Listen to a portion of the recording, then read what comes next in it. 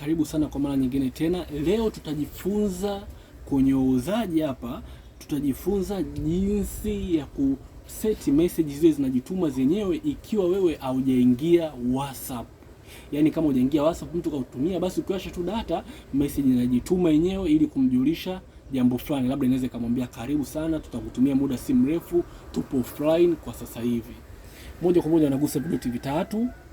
Baada ya hapo unaingia kwenye business tools. Baada ya hapo unapandisha juu, unabonyeza kwenye away message.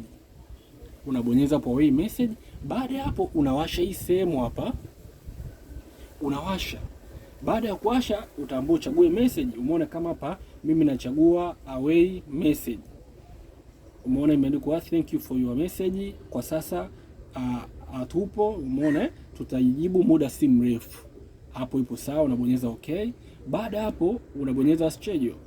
Baada ya hapo unachagua unataka iwe inatuma kila muda au uisetie wewe muda. Ukibonyeza hapo utaisetia muda wewe, umeona utakuwa unaisetia, au iwe katika kipindi ambapo sio cha biashara, au itume muda wote. Siweke itume muda wote tu.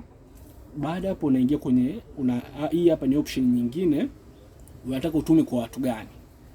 Mfano hapa kuna kila mtu, kuna watu ambao hujawasave. Hapa chini ni watu ambao unataka wasione. Kwa sisi ni vizuri ukachagua itume kwa kila mtu. Baada ya hapo unarudi tu nyuma, unabonyeza save. Hapo mtu akitumia message basi itakuwa inajijibu yenyewe ukiwasha tu data, hata kama bado hujaingia WhatsApp. Usiache kusubscribe hapo chini, video kama hizi na nyingine nyingi zinakuja. Karibu sana wauzaji. Kila mtu ajue kufanya biashara mtandaoni.